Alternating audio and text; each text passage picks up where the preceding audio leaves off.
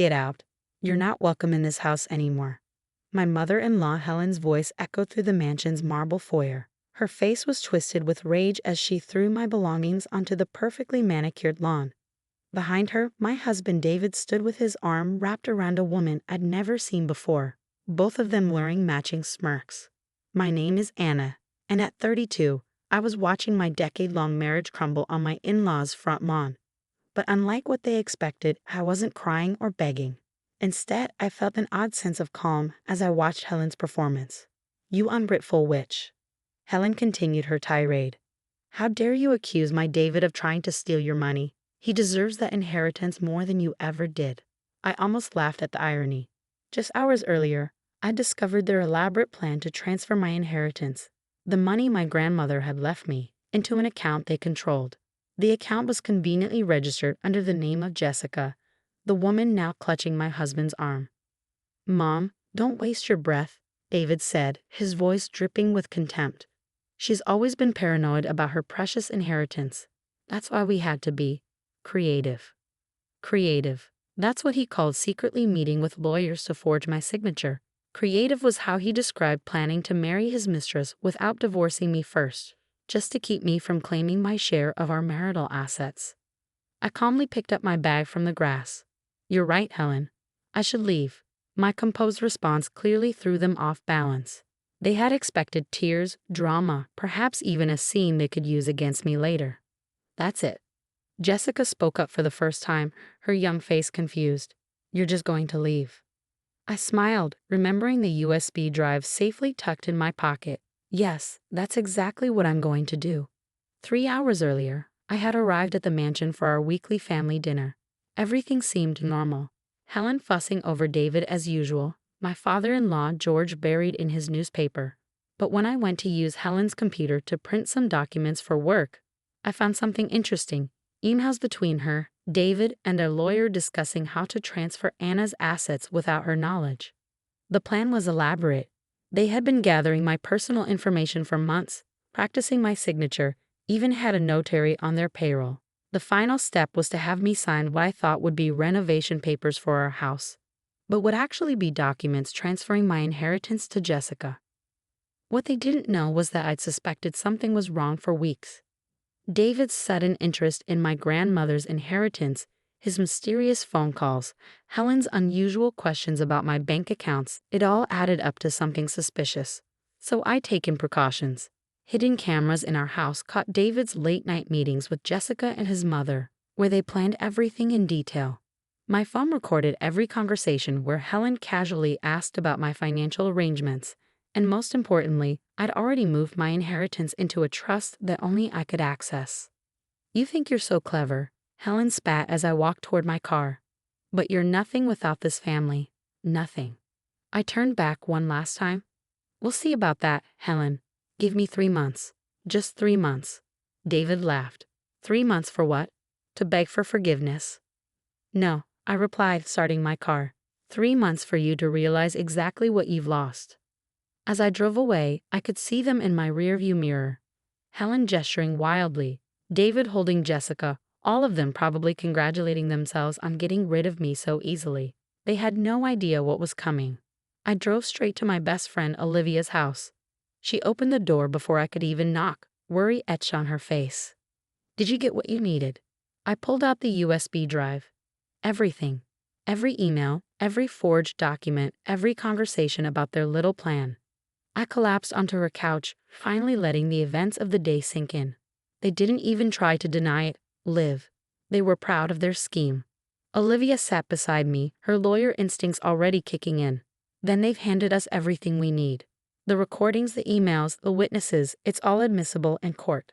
I nodded, thinking about the next steps. I'd spent weeks preparing for this moment, securing my assets, gathering evidence, building a case that would be impossible to defend against. But watching David stand there with his mistress, seeing Helen's true colors on full display, it still hurt more than I expected. "You know what the funny part is?" I said, accepting the glass of wine Olivia offered. "They think they've won. They actually believe I walked away because I'm weak." Olivia smiled, a fierce protective glint in her eye. "Then they clearly never knew the real you.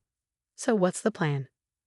I pulled out my phone, scrolling through my contacts until I found the number I needed. First, we call Robert Harrison, the federal investigator who's been waiting for evidence of Helen's financial fraud. Then, we let the dominoes fall exactly where I've lined them up. And David, Jessica? I smiled, thinking about the paper trail I discovered linking them to Helen's broader scheme. They chose their side. Now they get to go down with the ship. As night fell, I sat in Olivia's guest room, looking through old photos on my phone. 10 years of marriage reduced to evidence in a fraud case. But as I closed the photo album and opened my email to contact Investigator Harrison, I felt stronger than I had in years. They thought they were destroying me. Instead, they have freed me to take them all down. Let them enjoy their victory for now. In 3 months, I'd learn exactly who they were dealing with. The first signs that something was wrong appeared exactly 2 weeks after I left. I was having coffee with Olivia when my phone buzzed with a text from my father-in-law, George. "Anna, we need to talk. Something's not right with the company accounts." I showed the message to Olivia, who raised an eyebrow. Right on schedule. What George had discovered was just the tip of the iceberg. For years, Helen had been using the family's real estate company to run a sophisticated fraud scheme. My evidence didn't just prove their plan to steal my inheritance, it revealed a pattern of financial manipulation that went back decades. I texted back a simple response. Ask Helen of the Riverside Properties deal. Within minutes, my phone was flooded with calls. First from George, then Helen, and finally David. I ignored them all, knowing exactly what they found. The Riverside Properties transaction was Helen's biggest mistake, and the documentation I'd gathered proved she'd embezzled nearly $2 million through fake renovation contracts. "Your mother-in-law's been busy," Investigator Harrison said during our meeting that afternoon. He spread the documents across his desk, each page revealing another layer of fraud. "And your husband was actively helping her cover it up." I nodded, watching as he added my evidence to his growing file. "They got careless. When they started planning to steal my inheritance, they left their other records vulnerable." "Mrs. Collins," Harrison leaned forward, his expression serious. "This is going to get ugly. Are you prepared for that?" I thought about Helen's screaming face, David's smirk, Jessica's confused expression. They made it ugly when they planned to steal everything I had. The next day, federal agents arrived at Helen's office. I wasn't there to see it, but Olivia's colleague who worked in the same building described how Helen was escorted out, still shouting that it was all a misunderstanding. David called me that evening, his voice no longer smug. "What did you do?" he demanded. "Mom's been arrested." "I didn't do anything, David. The federal investigation into Helen's fraud has been ongoing for months. I just stopped helping hide it." "You're lying. You set this up." I could hear Jessica in the background, asking what was happening.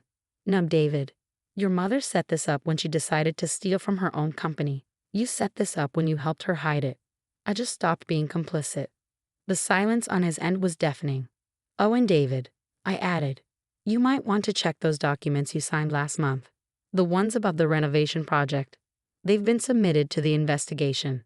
He hung up without another word. Over the next few weeks, the truth about Helen's schemes unraveled spectacularly. The local papers ran stories about the prominent real estate family's fall from grace. Former employees came forward with their own evidence of fraud. Even George, once he realized the extent of his wife's deception, began cooperating with investigators. Jessica disappeared first, leaving David with nothing but a text message. "This isn't what I signed up for." Apparently, the promise of my inheritance wasn't worth facing federal fraud charges. I watched it all unfold from a safe distance, focusing on rebuilding my life. Olivia helped me find a new apartment, and I threw myself into my work, letting the investigators handle the rest. Then came the call I'd been waiting for. "Mrs. Collins?" Investigator Harrison's voice was triumphant. "We've frozen all their accounts. The evidence you provided led us to 6 other fraud schemes. They're looking at serious prison time." I sat down, feeling the weight of the past month lift from my shoulders. "And David?" "Your husband's been charged as an accomplice. We found his fingerprints all over the fake documents. He's looking at 5 to 10 years. That evening, as I sat on my new balcony watching the sunset, my phone lit up with a message from Helen. Even under house arrest, she couldn't help trying to have the last word. "You've destroyed this family," she wrote. "I hope you're happy. I thought about responding, about pointing out that she had destroyed her own family with her greed and manipulation. Instead, I simply blocked her number. 2 months had passed since that day on the lawn. 2 months of watching karma deliver exactly what they deserved. But sitting there, looking at the city lights, I realized I didn't feel victorious. I felt peaceful. They had tried to take everything from me, but in doing so, they had given me something invaluable. Freedom from their toxicity and the strength to stand up for myself. As I reached for my wine glass, my phone buzzed one last time. It was George. Anna, his message read, "I'm sorry. I should have seen it sooner." I looked at those words for a long time, thinking about how different things might have been if he'd stopped Helen years ago. But the past was the past. The future, however, was looking surprisingly bright. 1 month left in my promised 3 months, and already their perfect little world had crumbled. But the final piece of my plan was still to come, and for that, I needed to make just one more phone call. "Hello," I said when the line connected. "This is Anna Collins. I'd like to schedule a meeting about purchasing Riverside properties." The irony wasn't lost on me. The same property that had exposed Helen's fraud would now become the foundation of my new beginning. Let them think they'd won that day on the lawn. Their victory had lasted exactly 2 weeks. My victory? That would last a lifetime. The 3-month mark arrived on a crisp autumn morning. I stood outside the courthouse, adjusting my blazer as reporters gathered on the steps. Today was Helen's sentencing hearing, and the media was eager to cover the downfall of one of the city's most prominent families. "Ready for this?" Olivia asked, standing beside me with her briefcase. I nodded, watching David and his father arrive separately. David looked nothing like the smug man who'd stood with his mistress 3 months ago. His designer suits had been replaced by an ill-fitting department store number, his confident strut now a defeated shuffle. The hearing proceeded exactly as expected. Helen, despite her tearful pleas for leniency, was sentenced to 8 years in federal prison. The judge was particularly harsh given her attempts to frame others for her crimes, including a last-ditch effort to claim I had orchestrated everything. "Mrs. Harrison Collins," the judge addressed me directly after announcing the sentence. "The court acknowledges your cooperation in exposing this fraud. Your inheritance will remain protected under the trust you established." I caught Helen's venomous glare from the defendant's table. This wasn't how she'd imagined things playing out when she'd thrown my belongings onto her lawn. David was sentenced next, 5 years for his role in the fraud scheme. As they led him away, he looked back at me one last time. "I never thought you'd fight back," he said quietly. "That was your first mistake," I replied. Outside the courthouse, George approached me. He'd aged years in just 3 months, the stress of everything etching deep lines in his face. "Anna, I know it doesn't mean much now, but I truly am sorry." I studied the man who'd stood silently by while his wife and son plotted to steal everything from me. "You're right, George. It doesn't mean much now, but maybe someday it will." Later that afternoon, I had one final meeting, the closing on Riverside Properties. The irony wasn't lost on anyone when I submitted the winning bid for the property that had exposed Helen's fraud. I planned to transform it into affordable housing for domestic abuse survivors, a project that would erase Helen's toxic legacy and create something meaningful in its place. "Quite a 3 months," Olivia remarked as we celebrated that evening. "You said they'd regret it, but I don't think even you expected all this." I swirled my wine, thinking about everything that had transpired. They thought they were punishing me that day, throwing me out like I was nothing. But they gave me exactly what I needed, the push to stop protecting them from themselves.